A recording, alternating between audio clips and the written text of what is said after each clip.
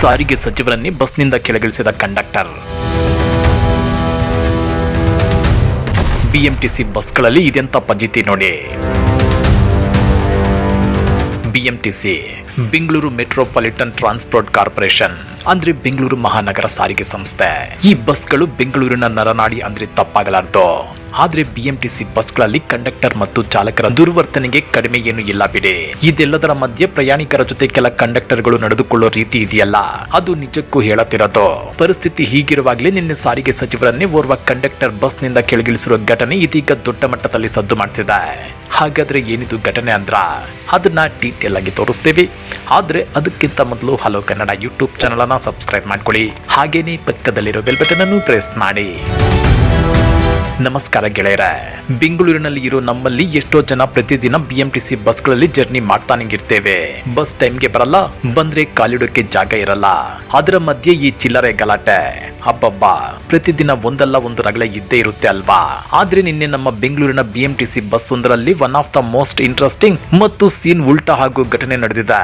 ಸಾರಿಗೆ ಸಚಿವ ಬೈರತಿ ಸುರೇಶ್ ಅವರು ಯಾರಿಗೂ ಹೇಳ್ದೆ ಕೇಳ್ದೆ ಮುಖಕ್ಕೆ ಮಾಸ್ಕ್ ಹಾಕೊಂಡು ಸಾಮಾನ್ಯ ಪ್ರಯಾಣಿಕನ ತರಹ ಬಸ್ ಹತ್ತಿ ರಿಯಾಲಿಟಿ ಚೆಕ್ ನಡೆಸಿದ್ದಾರೆ. ಅಲ್ಲಿ ಅವರಿಗೆ ಆದ ಅನುಭವ ಮತ್ತು ಅದರ ನೆಕ್ಸ್ಟ್ ಏನಾಯ್ತು ಅಂತ ಕೇಳಿದ್ರೆ ನೀವು ಅಕ್ಷರಶಃ ಶಾಕ್ ಆಗ್ತೀರಾ.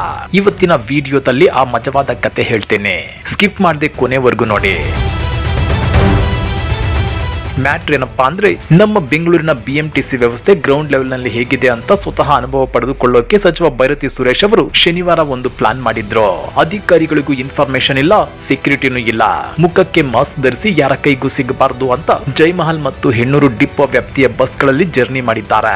ಅದರಲ್ಲೂ ಸೀಟ್ ಸಿಗದೆ ಸಾಮಾನ್ಯ ಜನರ ತರಹ ಫುಲ್ ರಶ್ ಇರೋ ಬಸ್ ನಲ್ಲಿ ನಿಂತ್ಕೊಂಡೇ ಪ್ರಯಾಣ ಮಾಡಿದ್ದಾರೆ ಗೊತ್ತಾ. ಈ ಟೈಮಲ್ಲಿ ಜನ ಪಡೋ ಕಷ್ಟಗಳನ್ನ ಹತ್ತಿರದಿಂದ ನೋಡಿ ಕೆಲವರ ಹತ್ರ ಮಾತನಾಡಿಸಿ ಅವರ ಕಷ್ಟಗಳನ್ನು ಕೂಡ ಆಲಿಸಿದ್ದಾರೆ. ಇದೇ ವೇಳೆ ಅಸಲಿ ಟ್ವಿಸ್ಟ್ ಎದುರಾಗಿರೋದು. ಸಚಿವರು ಭೂಪಸಂದ್ರದಿಂದ ಹೆಬ್ಬಾಳಕ್ಕೆ ಹೋಗೋ ಬಸ್ ಹತ್ತಿದ್ದಾರೆ. ಅಲ್ಲಿ 2 ಟಿಕೆಟ್ ಬೇಕು ಅಂತ ಕಂಡಕ್ಟರ್ಗೆ 100 ರೂಪಾಯಿ ನೋಟ್ ಕೊಟ್ಟಿದ್ದಾರೆ. ಅದಕ್ಕೆ ಆ ಕಂಡಕ್ಟರ್ ಏನ್ ಹೇಳಿದ್ದಾನೆ ಗೊತ್ತಾ, ನನಗೆ 12 ರೂಪಾಯಿ ಚಿಲ್ಲರೆ ಕೊಡಿ ಅಂದಿದ್ದಾನೆ. ಸಚಿವರು ಮಾಸ್ಕ್ ಹಾಕೊಂಡಿದ್ದರಿಂದ ಕಂಡಕ್ಟರ್ಗೆ ಅವರ ಗುರುತು ಸಿಕ್ಕಿಲ್ಲ.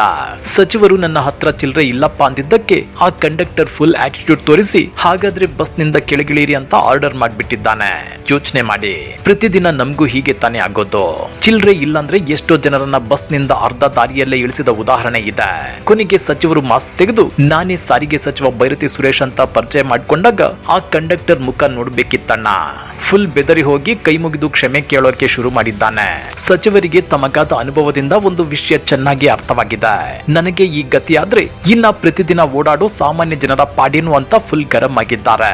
ಬರೀ ಚಿಲ್ಲರೆ ಗಲಾಟೆ ಅಷ್ಟೇ ಅಲ್ಲ ಬಾಸು, ಸಚಿವರ ರಿಯಾಲಿಟಿ ಚೆಕ್ ನಲ್ಲಿ ಇನ್ನು ಏನೇನ್ ತಪ್ಪುಗಳು ಪತ್ತೆಯಾಗಿದ್ವು ಗೊತ್ತಾ, ಅದನ್ನು ತೋರಿಸ್ತೀನಿ ನೋಡಿ. ಮೊದಲನೇದಾಗಿ ಬಸ್ ನಿಲ್ದಾಣ ಇರೋ ಜಾಗ ಬಿಟ್ಟು ಬೇರೆಲ್ಲೋ ಬಸ್ ನಿಲ್ಸೋದು. ಎರಡನೇದಾಗಿ ಸಿಕ್ಕಾಪಟ್ಟೆ ರಶ್ ಇದ್ರು ಬಸ್ ಗಳನ್ನ ಅತಿ ವೇಗವಾಗಿ ಡೇಂಜರಸ್ ಆಗಿ ಡ್ರೈವ್ ಮಾಡೋದು. ಮೂರನೆಯದು ಪ್ರಯಾಣಿಕರ ಜೊತೆ ಕಂಡಕ್ಟರ್ ಮತ್ತು ಡ್ರೈವರ್ಸ್ ತುಂಬಾ ನಿರ್ಲಕ್ಷ್ಯದಿಂದ ರಫ್ ಆಗಿ ಬಿಹೇವ್ ಮಾಡೋದು. ನಾಲ್ಕನೆಯದು ಟಿಕೆಟ್ ಕೊಡುವಾಗಲೇ ಚಿಲ್ಲರೆ ವಾಪಸ್ ಕೊಡದೆ ಸತಾಯಿಸೋದು.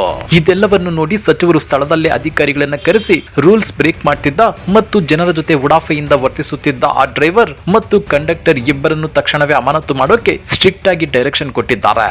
ಅದೇನೇ ಇರ್ಲಿ, ಸಚಿವರ ಈ ಮಾಸ್ಕ್ ರಿಯಾಲಿಟಿ ಚೆಕ್ ನಿಜಕ್ಕೂ ಮೆಚ್ಚಬೇಕಾದ ವಿಷಯ. ಎಸಿ ರೂಮ್ ನಲ್ಲಿ ಕೂತು ಆರ್ಡರ್ ಮಾಡೋದಕ್ಕಿಂತ ಹೀಗೆ ಗ್ರೌಂಡ್ ರಿಯಾಲಿಟಿ ನೋಡಿದ್ರೇನೆ ಜನರ ಕಷ್ಟ ಏನು ಅಂತ ಗೊತ್ತಾಗೋದು.